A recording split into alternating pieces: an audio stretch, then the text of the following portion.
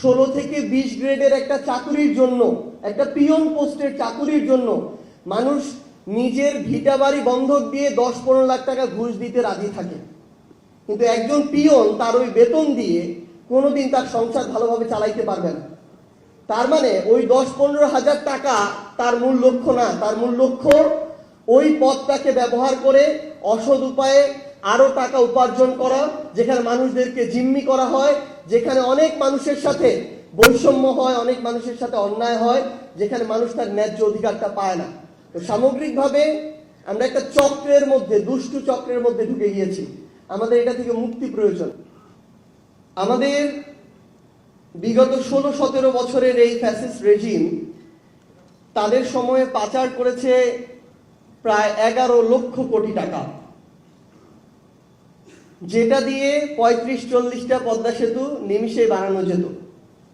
যেই পদ্মা সেতু নিয়ে এত গৌরব, সেখানেও প্রায় 30-40% টাকা তারা লুটপাট করেছে। আমরা দেখলাম সেই শেখ হাসিনা গর্বের সাথে নির্লজ্জভাবে বলছে যে তার পিয়নেরই প্রায় 400 কোটি টাকা আছে। অর্থাৎ একজন পিয়ন কতটা লুটপাট করলে সে 400 কোটি টাকার মালিক হতে পারে। তাদের ভূমিমন্ত্রী সাইফুজ্জামান, তার শুধু লন্ডনে বাড়ি ছিল 360টা। মানে আমি শুধু এই কথাটা বলি যে তার শরীরে হাড় 206টা, মৃত্যুর পর এক একটা হাড়কে, তার এক একটা বাড়িকে যদি এক একটা কবর মনে করে এক এক জায়গায় রাখা হয়, তাও অনেক বাড়ি বেঁচে যাবে। তো বাড়ি খেকো এরকম অসংখ্য তাদের মন্ত্রী ছিল, যেখানে এই এক মন্ত্রী সাইফুজ্জামানি প্রায় 10,000 কোটি টাকা পাচার করেছে। আপনি দেখবেন ভাইরা বলেছেন ব্যাংকিং খাত নিয়ে যে এক সালমান এফ রহমান প্রায় 7টা ব্যাংক থেকে 36,000 কোটি টাকা লুটপাট করেছে। এবং শেখ হাসিনার পরে 3-4টা মানুষ মিলে শেখ হাসিনার 3-4টা হাত হিসেবে পুরো বাংলাদেশকে এভাবে নিয়ন্ত্রণ করতো, লুটপাট করত।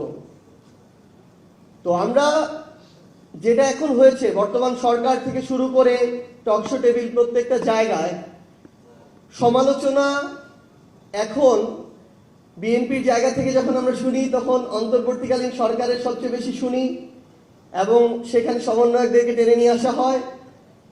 আমরা আমাদের জায়গা থেকে বর্তমান সরকারের সমালোচনাগুলো করি, কিন্তু আমরা যেন বিগত 16-17 বছরের যে এত বড় লুটপাটের রাজ্য, যেটার ফলে একটা গণঅভ্যুত্থান হতে হলো, হাজারের অধিক মানুষকে জীবন দিতে হলো, এত মানুষকে রক্ত দিতে হলো, আমরা যেন এই ইতিহাসগুলো যেন আমরা ভুলে না যাই, এই শোষণগুলো যেন আমরা ভুলে না যাই, এগুলো যেন আমাদের আলোচনায় আসে।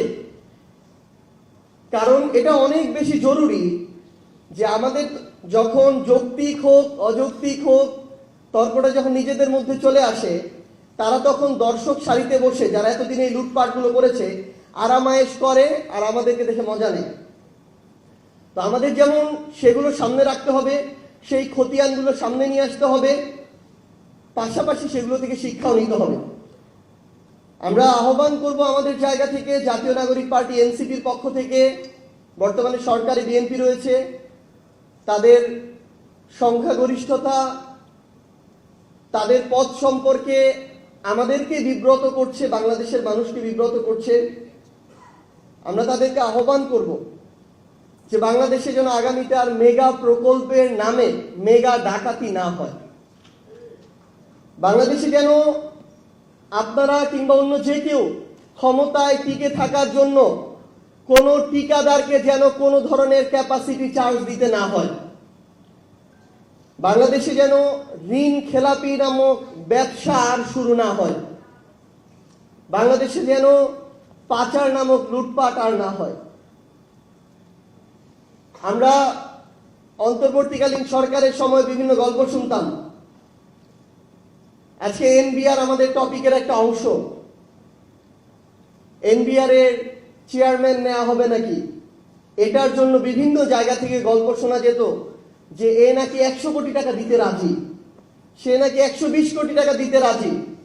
কেউ বলছে 150 কোটি হলেও সমস্যা নাই, আমরা দিব, কিন্তু আমাদের যদি কোনোভাবে ওইখানে চেয়ারম্যানটা বসে, এখন চেয়ারম্যানের যখন চেয়ারম্যান কে বসবে তার প্রোফাইল সম্পর্কে ওই দায়িত্বশীলরা জিজ্ঞাসা করে, তখন যিনি ওই চেয়ারম্যানের সুপারিশ করেন তিনি আবার বলেন ওই চেয়ারম্যান নাকি শতভাগ সৎ। যেই লোকটা 100 কোটি টাকা দিয়ে এনবিআর এর চেয়ারম্যান হইতে চায় সেই লোকটা কিভাবে শতভাগ সৎ হইতে পারে?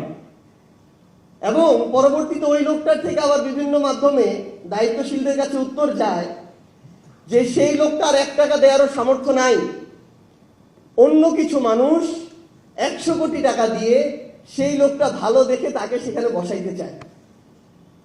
তাহলে একবার চিন্তা করেন যে ওই মানুষটাকে যারা এই টাকাটা দিয়ে বা ইনভেস্ট করে সেখানে বসাবে, তারা সেখান থেকে দেশের মানুষের রাজস্বের কত হাজার হাজার কোটি টাকা লুটপাট করবে, দেশকে বঞ্চিত করবে।